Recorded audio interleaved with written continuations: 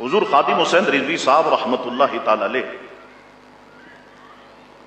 میں آپ کو بتاؤں کہ زندگی میں میری صرف ایک بار ملاقات ہوئی خادم حسین رضوی صاحب سے، کبھی زندگی میں ملاقات نہیں، کیونکہ وہ انہی ایام میں تشریف لاتے تھے، ربیع الاول شریف ربیع الثانی کے ایام، اور یہ ایام وہ ہوتے کہ جس میں میں امریکہ میں کینیڈا میں اس تبلیغی دورے پہ ہوتا، والد صاحب بیمار ہو گئے تھے اور میں تبلیغی دورے پر ہوتا تھا۔ تو ایک نکاح کی تقریب تھی، جو دولہے والے تھے وہ والد صاحب کے مرید سارے، اور جو دلہن والے تھے وہ خادم حسین رضوی صاحب کے مرید۔ یہی آپ کا سدا بار ہال ہے، اس میں محفل تھی تقریب نکاح وغیرہ کی۔ تو میں جب پہنچا تو مجھ سے پہلے خادم حسین رضوی صاحب اور مفتی منیب الرحمان صاحب یہ سارے پہنچے ہوئے تھے، پھر میں پہنچا۔ خادم حسین رضوی صاحب سے وہ میری پہلی ملاقات۔ پھر خادم حسین رضوی صاحب ہار نہیں پہنتے تھے، کوئی ہار پہناتا نا اس کو منع کر دیتے، تو میں ان کے گلے میں ہار ڈالنے لگا تو وہ پنجابی زبان میں کہنے لگا، شاہ جی نہ، شاہ جی نہ، شاہ جی میں نے کبھی ہار ہی نہیں پہنا۔ میں نے کہا ہم بھی سید لوگ ہیں، جب تک پہنا نہیں دیں گے ہمیں بھی سکون نہیں ملے گا۔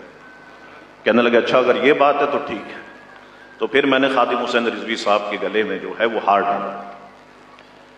اچھا اب اتنے میں وہ لڑکی والے پریشان تھے، یار ہمارے پیر صاحب بیٹھے ہوئے، اب نکاح پڑھائے گا کون؟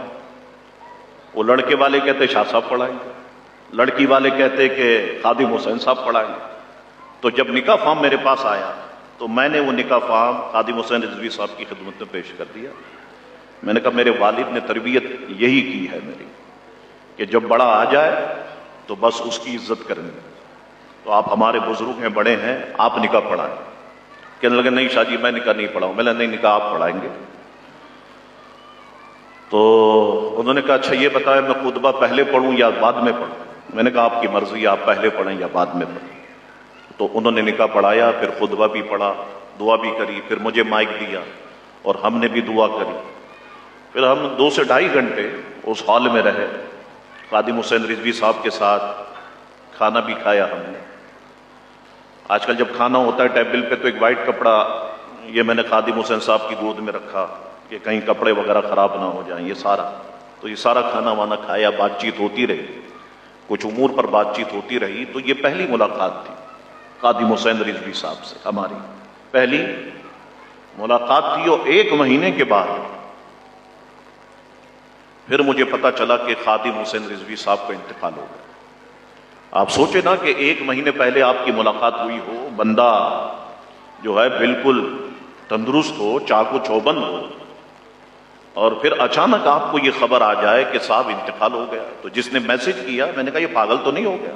میں عشاء کی نماز پڑھ رہا تھا، نہیں یہ پاگل ہو گیا، ابھی اس کو میں ڈانٹتا ہوں نماز پڑھنے کے بعد۔ اس کے بعد لائن سے میسج آنا شروع ہو گئے، بس آپ یوں سمجھیں کہ ایسا لگا کہ پاؤں کے نیچے سے زمین نکل گئی، بالکل ایسا ہی لگا۔ وہ جو ہم سنتے ہیں نا، بالکل ایسا ہی لگا کہ خادم حسین رضوی صاحب کے انتقال پر یہ منظر تھا۔ اللہ اکبر! خادم حسین رضوی صاحب نے خدمت کی، دین کی بڑی خدمت کی، والد محترم سے ان کی محبت لاجواب محبت تھی، لاسانی محبت تھی۔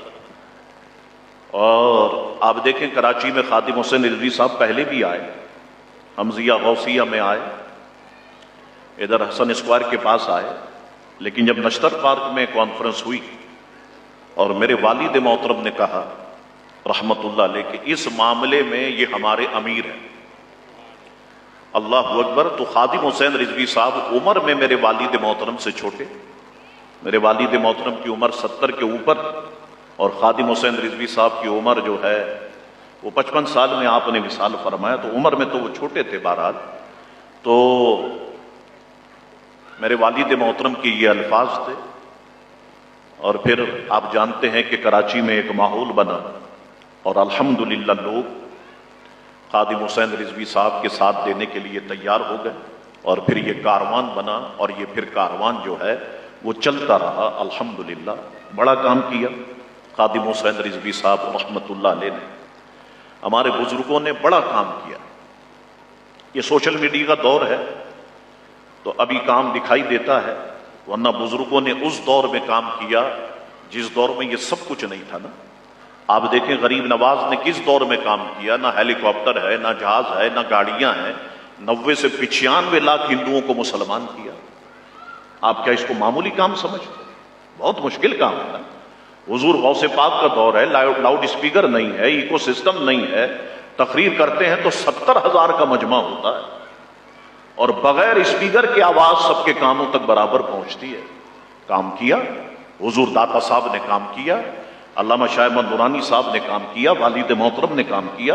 تو ہمارے سارے بزرگوں نے الحمدللہ ڈٹ کر اور جم کر مسلک حق اہل سنت والجماعت کا کام کیا. اچھا، پھر کام کرنے کا انداز سب کا مختلف ہوتا ہے، بڑا مختلف ہوتا ہے. بعض لوگ دوسرے انداز ذہن رکھتے ہیں کہ ہمیں اس طریقے سے کام کرنا ہے، بعض ذہن رکھتے ہیں کہ ہمیں اس طریقے سے کام کرنا ہے. اچھا، اب جو بدتمیزی آ گئی نا، جس کی میں نے آپ سے کہا کہ ادب سے دور ہو رہے، اب جو دوسرے طریقے سے کام کرنا چاہتا ہے اس کو گالیاں ملتی ہیں تحفے میں، لان تان اس پر تحفے میں ملتی ہے صاحب، کہ جس طرح ہم کام کر رہے ہیں اس طرح سے یہ کام کیوں نہیں کر رہے. میں آپ کو بتاؤں، دین کا کام کرنا بہت مشکل ہوتا جا رہا ہے. اور میری یہ بات لکھ لو آپ، 2023 میں دین کا کام کرنا بہت مشکل بنا دیا جائے. آپ سوچ بھی نہیں سکیں گے کہ دین کا کام کرنا کیا اتنا مشکل ہو گیا اس پاکستان میں، آپ تصور بھی نہیں کر سکتے.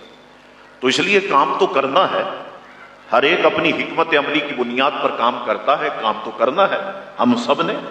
تو خادم حسین رضوی صاحب رحمت اللہ علیہ نے ڈنکے کی چوٹ پر کام کیا، بڑا پریشر انہوں نے برداشت کیا، لیکن کام وہ کرتے رہے.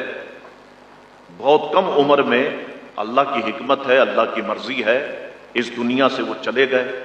یعنی عروج کا سال آپ دیکھیں، پنجاب کے علماء تو انہیں جانتے تھے، ہم تو اتنے واقف نہیں تھے نا.